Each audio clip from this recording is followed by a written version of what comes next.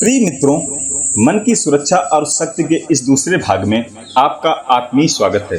पहले भाग में हमने चिंता के मूल कारणों को समझा।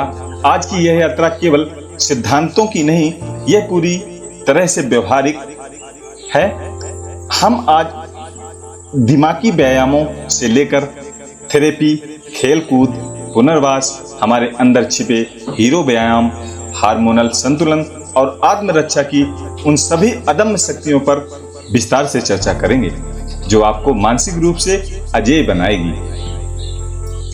तो चलिए शुरू करते हैं अध्याय 1 से, न्यूरोप्लास्टिसिटी और दिमागी व्यायाम, मस्तिष्क को तेज और केंद्रित बनाना। हमारा मस्तिष्क एक मांसपेशी की तरह है। आप इसे जितना सही अभ्यास देंगे यह उतना ही मजबूत होगा। इस अध्याय में हम उन अभ्यासों को जानेंगे जो आपके फोकस को लेजर जैसा तेज कर देंगे। अनुच्छेद पढ़ने का विशेष व्यायाम। यह केवल सामान्य रूप से पढ़ना नहीं, एक अखबार या किताब का कोई भी पैराग्राफ लें, तय करें कि आपको इस पूरे पैराग्राफ में जहां भी अंग्रेजी का अक्षर ई या हिंदी का अक्षर एम दिखे, उसे तुरंत पेन से काट दें और साथ ही पढ़ते भी जाना है।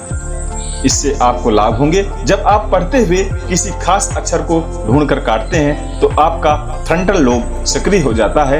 यह व्यायाम आपके भटकते हुए ध्यान को घसीटकर वर्तमान में ले आता है और आपकी सेलेक्टिव अटेंशन को कई गुना बढ़ा देता है। नंबर 2 की बात करेंगे, शब्द निर्माण और पहेलियों का खेल, वर्ड बिल्डिंग एंड पजल्स भी कह सकते हैं। इसका तरीका होगा ब्रेन गेम, बुकलेट्स, क्रॉसवर्ड या वर्ड बिल्डिंग गेम्स खेलें। जब आप एक शब्द के आखिरी अक्षर से नया शब्द बनाते हैं या पहेलियां सुलझाते हैं तो मस्तिष्क में डोपामाइन का स्राव होता है जो खुशी और उपलब्धि का हार्मोन है। यह आपके न्यूरॉन्स के बीच नए संबंध स्थापित करता है। बात करेंगे नंबर 3 की, रंग बिरंगे मोती।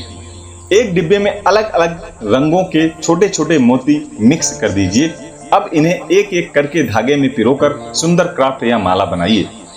इस एक गतिविधि में 3 चीजें एक साथ काम करती हैं। पहला एकाग्रता, दूसरा फाइन मोटर स्किल्स और तीसरा क्रिएटिविटी। यह आपके अशांत मन को शांत करने की एक अद्भुत विधा है। नंबर 4, रंग मिलाना और घोल बनाना, मिक्सिंग, डिल्यूटिंग एंड टेक्सचर वर्क। पानी के रंगों को आपस में मिलाना, उन्हें पानी डालकर धीमा या गहरा करना। जब आप रंगों के गाढ़ेपन और उनके बदलते स्वरूप को ध्यान से देखते हैं तो यह आपकी विजुअल प्रोसेसिंग को शांत करता है।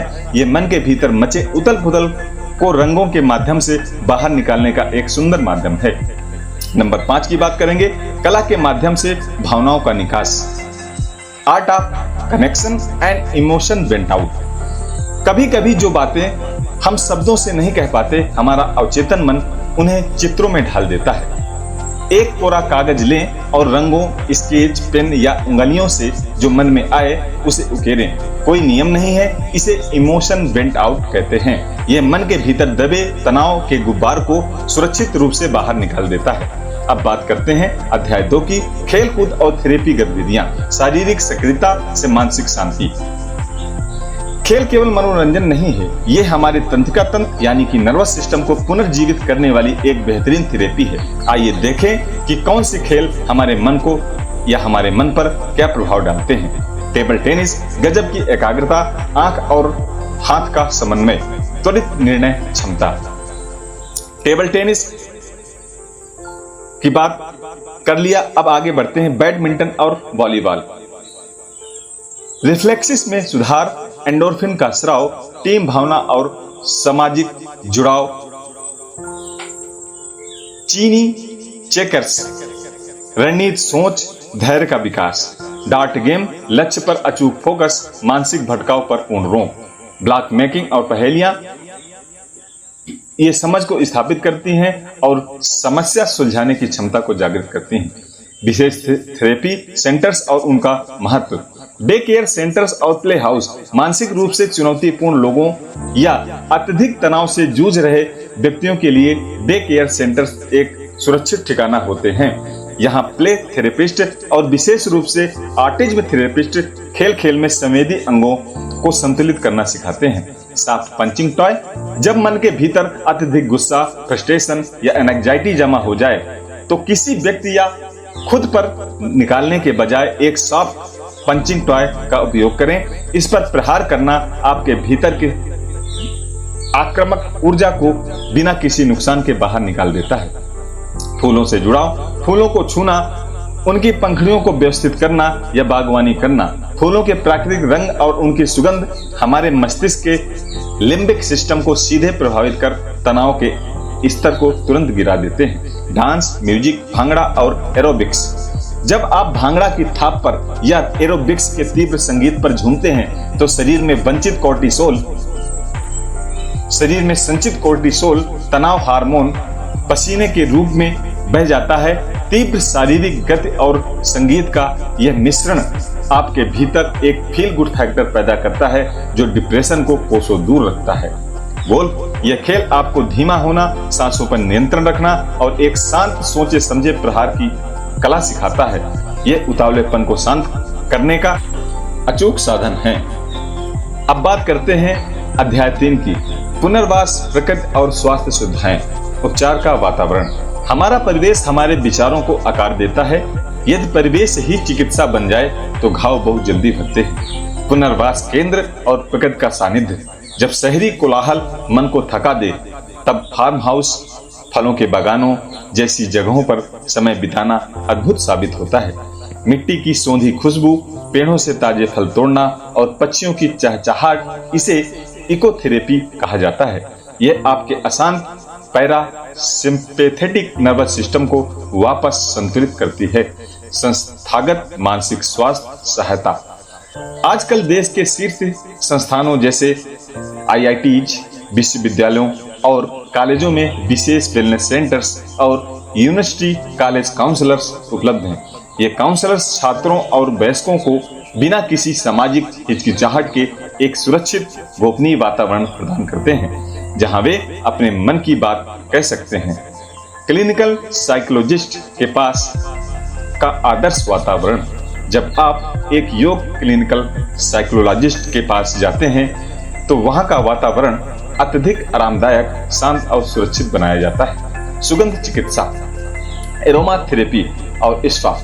लेवेंडर या कैमोमाइल जैसी शांत सुगंधों का उपयोग करके और स्पा के माध्यम से शरीर की मांसपेशियों को रिलैक्स किया जाता है।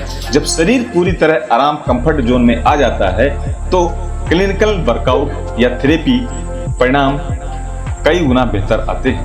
अध्याय 4 की बात करेंगे, हीरो व्यायाम की, अपनी अंदरूनी अदम्य शक्ति को जगाने की विधि की। जब अपने भीतर के उस योद्धा को जगाने का अब समय आ गया है, अपने भीतर के उस योद्धा को जगाने का जो परिस्थितियों से डरता नहीं बल्कि उनका सामना करता है। इसे हम कहते हैं हीरो एक्सरसाइज। अपने संसाधनों और शक्तियों को याद करना। आंखें बंद करें और अपने जीवन के उन 3 सबसे कठिन समय को याद करें जब आपको लगा था कि आप हार जाएंगे, लेकिन आप वहां से मुस्कुराते हुए बाहर निकले। आपके पास जो बुद्धिमत्ता, जो हिम्मत और जो धैर्य तब था वह आज भी आपके भीतर है। अपनी इच्छा शक्ति, विल पावर को दोबारा महसूस करें। Power remote control. यह एक महत्वपूर्ण सत्य है। आपके मूड का, आपके जीवन की खुशियों का रिमोट कंट्रोल किसके हाथ में है? किसी और के हाथ में नहीं। आज से अपना रिमोट कंट्रोल अपने हाथ में वापस लीजिए। जब कोई आपको गुस्सा दिलाने की कोशिश करे तो खुद से कहें, मेरा पावर बटन मेरे पास है। मैं किसी बाहरी व्यक्ति को अपनी मानसिक शांति भंग करने की अनुमति नहीं दूंगा। खुद से कुछ जादुई सवाल पूछें, जैसे कि मेरी आंतरिक शक्ति क्या है? मेरे पावर बटन्स कौन से हैं जो मुझे तुरंत सकारात्मक ऊर्जा से भर देते हैं? नियमित फील गुड शक्ति। रोजाना किए जाने वाला योग, प्राणायाम, हल्का व्यायाम या सिर्फ 5 मिनट का डांस आपके शरीर में ऊर्जा के प्रवाह को नियमित रखता है। यह आपकी आंतरिक शक्ति को रोज रिचार्ज करता है। सीमाएं तय करना, ना कहना सीखें। अपने समय, अपनी मानसिक ऊर्जा और अपनी भावनाओं के चारों तरफ एक मजबूत सीमा खींचिए। किसी को भी अपनी इस सीमा को पार करके आपके मानसिक सुकून को ठेस पहुंचाने की इजाजत मत दीजिए। भावनात्मक आवश्यकताएं याद रखिए, जैसे शरीर को भोजन चाहिए वैसे ही आपके मन को भी कुछ बेहद जरूरी भावनात्मक खुराक चाहिए होती है। अपने प्रति कठोर न हो, इन 6 आवश्यकताओं को खुद को दें। जैसे देखभाल, खुद को एक छोटे बच्चे की तरह प्यार और देखभाल दें। अभ्यास, मानसिक शांति रातों रात नहीं आती, यह रोज के छोटे छोटे अभ्यासों से मजबूत होती है। सुरक्षा, खुद को भरोसा दिलाएं कि आप सुरक्षित हैं। अपने आसपास सकारात्मक लोगों को सुरक्षा कवच बनाएं। पूर्ण स्वतंत्रता, खुद को बिना किसी डर के व्यक्त करने की आजादी दें। समझ, खुद की गलतियों पर खुद को कोसने के बजाय एक सच्चे दोस्त की तरह अपनी स्थिति को समझें। इसने खुद से प्यार करें। दर्पण में देखकर खुद को एक प्यारी सी मुस्कान दें। अब बात करेंगे अध्याय 5 की, आंतरिक नियंत्रण और सकारात्मक आदतें। अपनी दुनिया को खुद बदलना। चिंता तब होती है जब हम चीजों को नियंत्रित करना चाहते हैं जो हमारे हाथ में नहीं है। शांति तब मिलती है जब हम अपना पूरा ध्यान उन चीजों पर लगाते हैं जिन्हें हम बदल सकते हैं। Internal locus of control. इसका अर्थ है दृढ़ता से यह मानना कि मेरी जिंदगी की परिस्थितियां चाहे जैसी भी हों, उन पर मैं कैसे प्रतिक्रिया या रिएक्ट करूंगा, यह पूरी तरह मेरे नियंत्रण में है। बाहरी दुनिया आपको विचलित कर सकती है, लेकिन पराजित केवल आपकी आंतरिक सहमति ही कर सकती है। स्वयं के लिए खुद को याद दिलाना। दिन में 3 बार खुद से कहें, मैं यह जीवन किसी और की उम्मीदों पर खरा उतरने के लिए नहीं, बल्कि खुद के सर्वश्रेष्ठ रूप को जीने के लिए जी रहा हूं। मिश्रण, सांस और ठहराव। जब बहुत सारे काम एक साथ आ जाएं, तो हड़बड़ाएं नहीं, वहीं रुकें, एक गहरी सांस लें, 2 सेकंड का ठहराव लें और फिर एक एक करके काम को संभालें। अतीत बीत चुका है। अतीत की गलतियां केवल सबक थी, वे आपकी नीयत नहीं। पुरानी किताब को बंद करें। आज से इसी पल से आपके जीवन का एक बिल्कुल नया अध्याय शुरू हो रहा है। मन की खिड़कियों को खोलने के लिए बाहर निकलना जरूरी, चाहे वो 33 जैसी हाईवे, चाहे वो रोमांचक उड़ान हो, दुनिया के खूबसूरत स्थान हो, घने जंगल और प्राकृतिक वातावरण हो, कोई आलीशान सुकूनदेह जगह हो, या फिर खुली सड़क पर एक लंबी बाइक राइड हो। जब आप दुनिया को करीब से देखते हैं तो मन की चिंताएं बहुत छोटी लगने लगती हैं। अब बात करेंगे अध्याय 6 की, समस्या स्वीकारो और न्यूरोलॉजिकल संतुलन की। लड़ने से प्रतिरोध बढ़ता है, स्वीकार करने से समाधान मिलता है। आइए अपने तंत्रिका तंत्र नर्वस सिस्टम को शांत करना सीखें।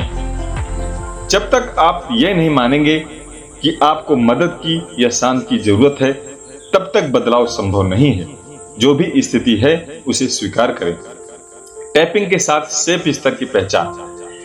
अपने शरीर में जहां भी तनाव महसूस हो, जैसे छाती या भारी सिर, वहां अपनी उंगलियों से धीरे धीरे थपथपाएं। इस शारीरिक जुड़ाव को महसूस करते हुए खुद से कहें, मुझे यह तनाव महसूस हो रहा है, लेकिन मैं इस स्थिति में भी खुद को पूरी तरह स्वीकार करता हूं और खुद से प्यार करता हूं। लगातार सतर्क रहने का तनाव और हार्मोनल संतुलन। जब आप हमेशा डर या तनाव में रहते हैं तो आपका मस्तिष्क सोचता है कि सामने कोई शेर खड़ा है। यह कॉन्टेस्ट अलर्ट स्ट्रेस आपके पूरे नर्वस सिस्टम को थका देता है और नुकसान पहुंचाता है। हार्मोनल संतुलन का उपाय कैसे करें? अपनी दबी हुई भावनाओं को रोककर, लिखकर या किसी से कहकर बाहर निकालें। जैसे ही भावनाएं बाहर आती हैं, नर्वस सिस्टम तुरंत रिलैक्स हो जाता है। धीमे हो जाना, सांस लेना और रुकना, चलने की गति, बोलने की गति, सोचने की गति, सबको थोड़ा धीमा करें। वर्तमान में आए। इसे सेंटरिंग और बाउंडिंग कहते हैं, जहां आपके पैर जमीन को महसूस करते हैं और आपका मन पूरी तरह शांत हो जाता है। एक अच्छे श्रोता बने। जब आप दूसरों को या प्रकृति की आवाजों को पूरी एकाग्रता से सुनते हैं तो आपका आंतरिक मन अपने आप शांत हो जाता है। मानसिक कंपार्टमेंट को रेगुलेट करना और टालना। अपने दिमाग को अलग अलग खानों में बांटें। काम के समय काम, परिवार के समय परिवार। अगर कोई फालतू चिंता दिमाग में आए तो उसे कहें, मैं इस विषय पर अभी नहीं बल्कि आज शाम 5 बजे चर्चा करूंगा। इसे अनावश्यक बातों को टालना पोस्टपोन कहते हैं। भोजन का आनंद और हिस्सा नियंत्रण। भोजन करते समय फोन या टीवी बंद कर दें। भोजन के छोटे छोटे हिस्से लें। हर निवाले के स्वाद, उसकी खुशबू और बनावट को महसूस करें। जब आप होशपूर्वक खाते हैं तो कम भोजन में भी पूर्ण संतुष्टि मिलती है और शरीर का पाचन तंत्र अद्भुत काम करता है। नियमित अभ्यास, अनुशासन और साकार करना। ज्ञान केवल जानने से काम नहीं आता, उसे जीवन में उतारने से काम आता है। इस अध्याय में हम अनुशासन के गणित को समझेंगे, जिसे कहते हैं त्रिमूर्ति अभ्यास। नंबर 1 पर प्राणायाम, दूसरे पर योग, तीसरे पर माइंडफुलनेस। प्राणायाम सांसों का आयाम जो ऑक्सीजन के स्तर को बढ़ाकर दिमाग को शांत करता है। योग शरीर और मन का मिलन, पूरी तरह से वर्तमान क्षण में जीने की कला। साकार करना बनाम वास्तविकता। मैनिफेस्टेशन का अर्थ है आपका दृढ़ विश्वास। जब आप गहराई से और सकारात्मकता से विश्वास करते हैं तो आपका अवचेतन मन वैसे ही अवसर ढूंढने लगता है। लेकिन याद रखें, वास्तविक दुनिया कभी कभी हमारे विश्वास से अलग हो सकती है। इस अंतर को समझें, लचीले बने ताकि वास्तविकता अलग होने पर भी आपका मन टूटे नहीं। अब बात करेंगे अध्याय 8 की, आत्मरक्षा, प्रेरणा और पूर्णता का जीवन के बारे में। यह अंतिम अध्याय आपके जीवन के उद्देश्य, आपके आत्मसम्मान और आपकी सुरक्षा की सर्वोच्च भावना को समर्पित है। जैसे एक कर्तव्यनिष्ठ पुलिस अधिकारी समाज की रक्षा के लिए हमेशा सतर्क और मजबूत रहता है, वैसे ही आपको अपने शरीर, अपने आत्मसम्मान और अपने बाल यानी कि अपनी गरिमा की रक्षा के लिए खुद को आंतरिक रूप से सशक्त करना होगा। अपने किसी भी पुराने दर्द को अपनी सबसे बड़ी शक्ति में बदल दीजिए। अब आप कमजोर नहीं, अपने साम्राज्य के रक्षक हैं। दूसरे को प्रेरित करना। जब आप खुद को चिंता से मुक्त कर लेते हैं तो आपका जीवन दूसरों के लिए एक जलती हुई मशाल बन जाता है। अपनी कहानी से दूसरों को प्रेरित और ऊर्जावान करें। परम उद्देश्य वंचितों की सेवा। जीवन की सार्थकता तब और बढ़ जाती है जब हम अपने से आगे बढ़कर सोचते हैं। समाज की उन बच्चियों, जनजाति समुदायों या दिव्यांग बच्चों के लिए काम करना, उनके जीवन में शिक्षा और खुशी लाना आपके भीतर की बची खुशी चिंता को भी मिटाकर जीवन को गहरे संतोष से भर देता है। अंतर्ज्ञान पर भरोसा। आपका अवचेतन मन अक्सर तर्कों से पहले सत्य को भांप लेता है। अपनी गट फीलिंग पर भरोसा करना सीखें। यह आपकी आंतरिक राडार है। आत्म देखभाल और आत्म स्वतंत्रता की आदतें। एक स्वतंत्र और आत्मनिर्भर इंसान बने। रात को सोने से पहले अपना नाइट स्किन केयर रूटीन कभी न भूलें। खुद को यह दुलार देना यह दर्शाता है कि आप खुद का सम्मान करते हैं। यही आत्म प्रेम आपके भीतर एक परम पूर्णता की भावना पैदा करता है। तो दोस्तों, चिंता को पीछे छोड़िए, वर्तमान का स्वागत कीजिए।